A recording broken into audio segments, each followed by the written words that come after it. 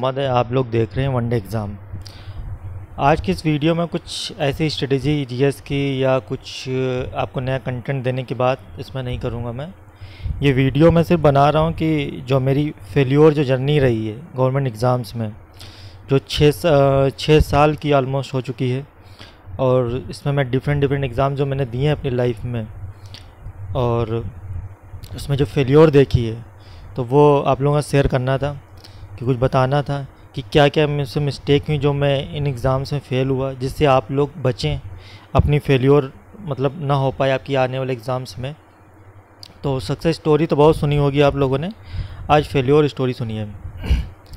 तो मेरी प्रिपरेशन जो मैंने स्टार्ट करी थी, मेरा 2017 में मैं लॉ ग्रेजुएट हूँ, और उसके बाद मैंने जुडिशल सर्विसेज की प्रिपरेशन करना स्टार्ट करी।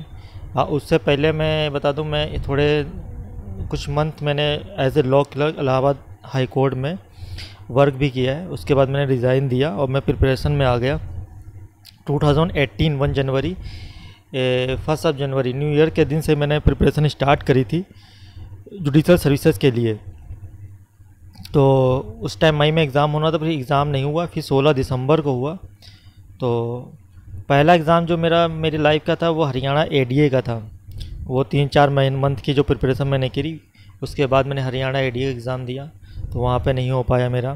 फिर उसके बाद मैंने यूपी जुडिशल सर्विसेज 2018 का अटैम्प्ट दिया, मेरा प्री क्वालिफाई हुआ, मेरा मेंस क्वालिफाई हुआ, और इंटरव्यू मेरा रह गया, फाइनल सिलेक्शन नहीं हुआ। बिल्कुल एकदम अजीब सा लगा कि जब इंटरव्यू नहीं हुआ मेरा, कि लग रहा था कि मतलब हो ही जाएगा, कि हाँ 1 साल में ही सब कुछ सेटल है मामला। लेकिन वही कहते हैं ना कि आप जैसा प्लान करते हो वैसा नहीं होता है, और डिफरेंट ही होता है, और जो ऊपर वाला चाहता है वैसा होता है। उसके बाद फिर मैं प्रिपरेशन में लग गया। 2019 में रिज़ल्ट आया था उसका। फिर मैंने सिविल सर्विसेज, क्योंकि वैकेंसी इतनी ज़्यादा आ चुकी थी यूपी में, तो लग ही रहा था कि वैकेंसी इतनी जल्दी आएगी नहीं। तो फिर मैं पीसीएस के लिए प्रिपरेशन में लग गया। पीसीएस का 2019 का मैंने अटैम्प्ट दिया, वो भी अनफॉर्चुनेटली क्वालिफाइड नहीं हुआ। फिर यूपी एपीओ का जो आपका हुआ था शायद 16 फ़रवरी को जो हुआ था प्री 17 वैकेंसी वाला, वो दिया, उसमें फेल्योर मैंने देखी। फिर कोविड आ गया, फर्स्ट वेव, सेकंड वेव, फिर कोविड जब नॉर्मल हुआ, फिर उसके बाद मैंने एग्ज़ाम दिया।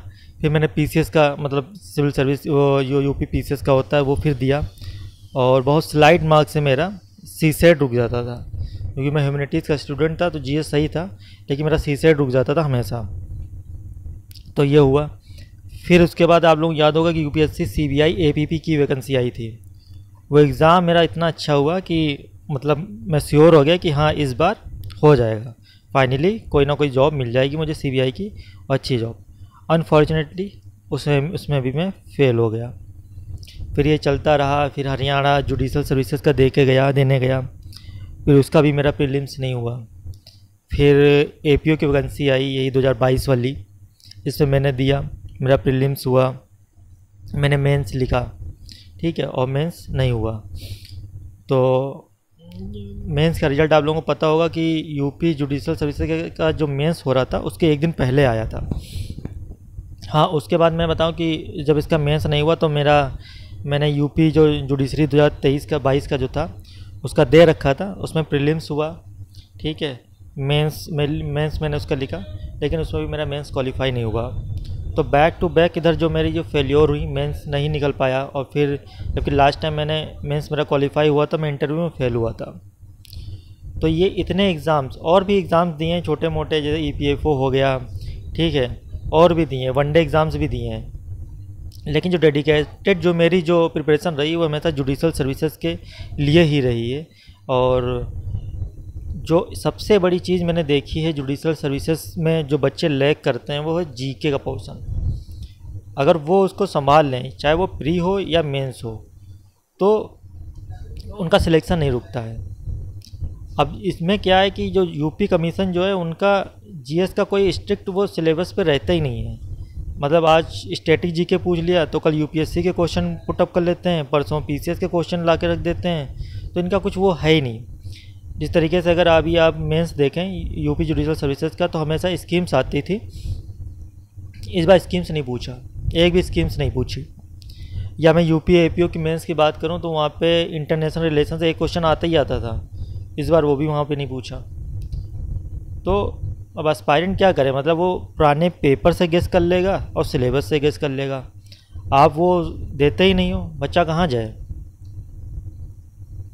इसी तरीके से प्रीलिम्स में इनका है, कोई उनका वही नहीं है। कोई अगर एक स्ट्रिक्ट पर है, बच्चों का प्रीलिम्स कितना रुकता है, वो इसीलिए रुकता है क्योंकि वो सिलेबस के गो थ्रू होकर जाते हैं और कहीं ना कहीं एक दो आधा पोर्शन आउट ऑफ सिलेबस वो आ ही जाता है। अब जैसे कि बिहार कमीशन है, अब बिहार में वो साइंस का एग्ज़ाम लेते हैं। मुझे तो आज तक समझ में नहीं आया कि वहाँ पे बिहार में साइंस की ज़रूरत ही क्या है। आप जज बना रहे हो कि साइंटिस्ट बना रहे हो, तो अपना अपना सबका वो है। तो यही थी, एक छोटी सी स्टोरी थी, आप लोग बताना था कि मैंने कितने एग्ज़ाम्स दिए हैं, कितना दिया है। तो उसी पर्पज़ के लिए मैंने ये चैनल बनाया था, मैंने वनडे एग्ज़ाम कि मैं इसमें सिर्फ जीके का जो मटेरियल होगा वो हमेशा आपको फ्री ऑफ कॉस्ट अवेलेबल कराऊंगा बच्चों को। क्योंकि लॉ तो पढ़ लेते हैं और लॉ में अगर मेंस में लिखेंगे देखेंगे तो आप डिफरेंस भी कम नंबर का आता है, 5-5। जो ज़्यादा मार्जिन नंबर का आता है, मतलब डिफरेंस रहेगा अगर कोई टॉपर में और ना होने वाले बच्चे जिसका सिलेक्शन नहीं हुआ है उसमें जीएस में और लैंग्वेज में करता है। तो यही था सब ये। तो आप लोगों से मैं यही बोलूँगा कि आप अपनी जीके पे भाई पकड़ बना के रखो। अगर जीके पे आपकी पकड़ नहीं है तो यूपी का जुडिशल सर्विसेज का एग्ज़ाम नहीं हो पाएगा, किसी हालत में नहीं हो पाएगा। स्ट्रांगली रिकमेंड बताता हूँ। मैंने यूपी एपीओ की जो जीएस की स्ट्रेटजी वीडियो बनाई है उसमें मैंने बुक लिस्ट भी शेयर करी है। बोलेंगे तो मैं इस वीडियो का लिंक डाल दूँगा डिस्क्रिप्शन में, उसको जाके देख लें। और करंट अफेयर्स को दबा के रख पढ़ें, बिल्कुल टिप्स पे होने चाहिए, डेली की डेली भी होनी चाहिए। और जो आपको ऐसे टॉपिक्स लग रहे हैं कि हाँ ये मेंस में आ सकता है उसको नोट डाउन करते हुए चलिए, क्योंकि यूपी एपीओ की वैकेंसी तो आने वाली है ही है, आपको पता ही है। और पीसीजे की भी आएगी, और जब आएगी तो समझ लेना कि प्री और मेंस के बीच में सिर्फ 1.5 या 2 महीने का ही वक्त रहेगा। आप समझ नहीं पाएंगे, कि दिमाग काम नहीं करेगा आपका कि क्या करें क्या ना करें। जैसे मेरा इस टाइम यूपी एपीओ को मैं मेंस लिख रहा था 12 जनवरी को, और अगले 12 फरवरी को मेरा प्री था यूपी का, और उसमें 9 सब्जेक्ट भी थे। तो समझ में नहीं आ रहा था कि जीके पढ़ूं कि 9 माइनर एक्ट पढ़ूं कि ये लॉ का सब्जेक्ट जो सिविल लॉ जो बच गया इसको मैं रिवाइज़ करूं, या जूरिस्प्रूडेंस पढ़ूं या इंटरनेशनल ऑर्गेनाइजेशन पढ़ूं। वो तो पुरानी प्रिपरेशन थी तो थोड़ा रिवीजन में थोड़ा कम टाइम लगा और प्रीलिम्स हो गया मेरा।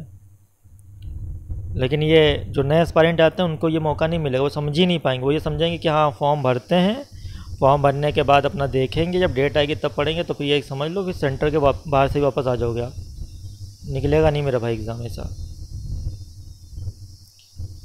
बाकी आपको इसमें मैंने इस चैनल पे मैंने हिस्ट्री की वीडियो अपलोड कर दी हैं, और डेली में 10 MCQ की सीरीज़ चला रहा था लेकिन कुछ वजह से वो बंद करनी पड़ी है।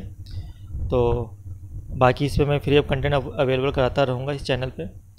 आपको वीडियो सही लगी हो तो सब्सक्राइब करें, और चैनल को अगर चाहते हैं तो आप सपोर्ट करें, ठीक है। टेलीग्राम लिंक है डाल दूँगा, उसमें आप ज्वाइन कर सकते हैं। वहाँ पे मटेरियल मैं धीरे धीरे भेजता रहता हूँ, और आने वाले टाइम पे मैं इस पर टेस्ट सीरीज़ का भी प्रोग्राम चलाऊँगा जो फ्री ऑफ कॉस्ट रहेगा। कोई इसका चार्जेस नहीं पड़ेगा कि आपको पैसे पेमेंट करने पड़ रहे हैं। सिर्फ आपको सब्सक्राइब करना है और कुछ नहीं करना है, आपको फ्री कंटेंट में मिलेगा इस पर, फ्री हमेशा, ठीक है। Thank you so much.